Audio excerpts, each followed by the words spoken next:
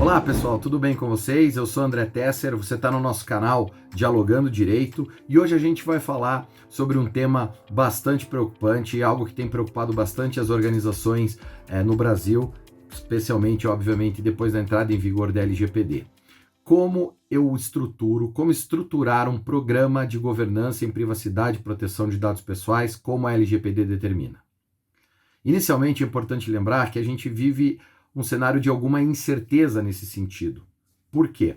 Porque a LGPD, embora tenha trazido na sua redação uma ideia bastante principiológica, né, e algumas regrinhas que precisam ser respeitadas, olhando o direito dos titulares, as operações de tratamento de dados como um todo, ela, no que diz respeito a um programa efetivo de governança em privacidade e proteção de dados pessoais, ou, né, que engloba isso tudo, portanto, ela não fala de uma forma muito específica o que precisa ter dentro desse programa. Ela traz lá, salvo engano, no artigo 50, algumas configurações necessárias ali, algumas questões mínimas a serem tratadas, mas ela não diz como isso deve ser tratado. Até porque a própria LGPD criou o que a gente conhece como Autoridade Nacional de Proteção de Dados, chamada ANPD, e deu à ANPD a atribuição de estabelecer regras, de estabelecer parâmetros mínimos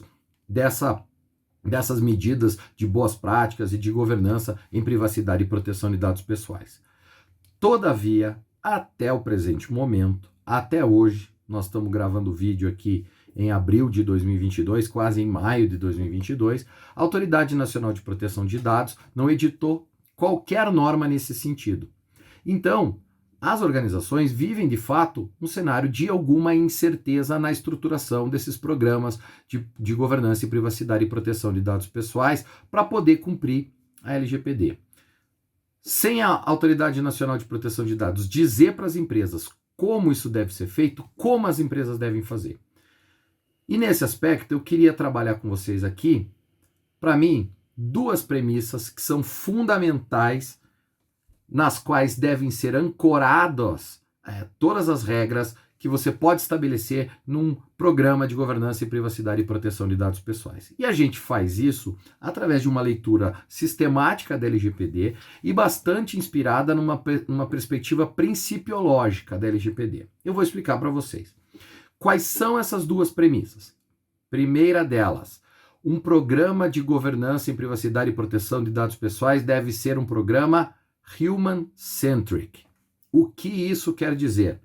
Quer dizer que o programa de governança em privacidade e proteção de dados pessoais deve ser centrado, deve ser pensado e elaborado olhando para o ser humano, olhando especificamente para o cidadão dotado dos direitos fundamentais previstos e protegidos pela LGPD. Quando você pega o projeto de lei que deu origem à LGPD, já havia expressamente menção à preocupação com direitos fundamentais, especialmente direitos fundamentais de liberdade e de privacidade, e intimidade, portanto, também.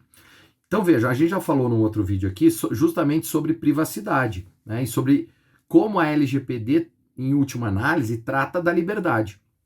Então isso é bastante importante. Não esqueçam ainda que, de alguma maneira recentemente, a Emenda Constitucional 115 expressamente menciona a proteção de dados pessoais como direito fundamental, inserindo lá o inciso 79 no artigo 5º. E como vocês sabem, né, ou para aqueles aí que não têm muito conhecimento jurídico, os direitos fundamentais, ou as garantias fundamentais previstas especialmente também no artigo 5º da Constituição, são cláusula pétrea da nossa Constituição como um todo, do nosso sistema normativo. São princípios ou são normas que devem ser respeitadas e que não podem ser alteradas não podem ser restringidas ou reduzidas ou suprimidas nem por emenda constitucional. Então vejam a importância da proteção de dados pessoais hoje, tá?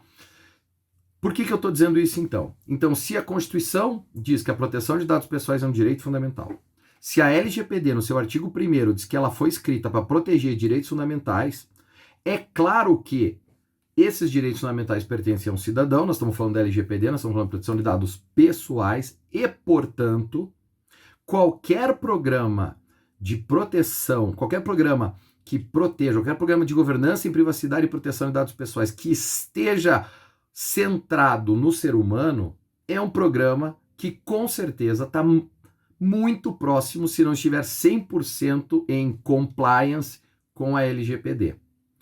É uma garantia bastante segura, sob todos os aspectos. Sob um ponto de vista prático, a gente acabou de elencar algumas razões jurídicas para isso, mas também sob um ponto de vista efetivo, quando você pensa o seguinte: se o cidadão pega o programa de governança em privacidade e proteção de dados de uma organização X, lê e vê que ele está centrado no ser humano, e se você adota aquelas práticas, se a organização adota aquelas práticas ali, a chance de você ter um problema com esse cidadão é muito pequena. É muito pequena. Então, a primeira premissa fundamental é a estruturação de um programa de governança em privacidade e proteção de dados pessoais seja fundada, seja centrada no ser humano, seja human-centric.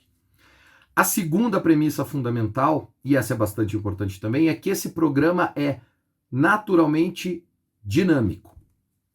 Ele é dinâmico, e ele é dinâmico num sentido objetivo e é dinâmico em um sentido subjetivo. Eu vou explicar isso para vocês.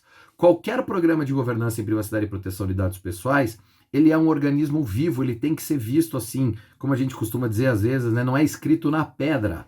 Isso significa dizer que ele pode, sob o ponto de vista objetivo, ser alterado, por N razões. Porque mudou a legislação, porque mudou alguma orientação sobre a legislação, a gente acabou de falar da ausência de regras muito claras pela Autoridade Nacional de Proteção de Dados em relação a essas boas práticas de governança. Ele também pode mudar por necessidades derivadas do meio ambiente tecnológico, por exemplo. Uma forma de ataque hacker hoje pode mudar amanhã e pode exigir novas tecnologias para sua prevenção. A própria LGPD reconhece isso.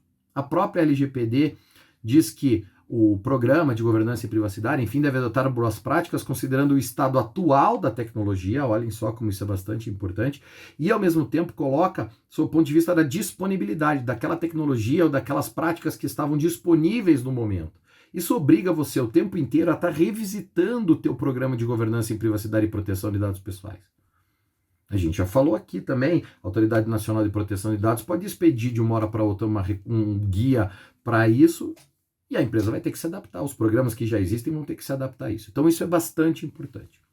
E sob o ponto de vista subjetivo, quando a gente fala que um programa de governança em privacidade e proteção de dados pessoais também deve ser visto sob o ponto de vista dinâmico subjetivo, a gente está querendo dizer que ele tem que ter o maior alcance possível dentro da organização. É claro que em algumas áreas, esse programa ele é mais relevante.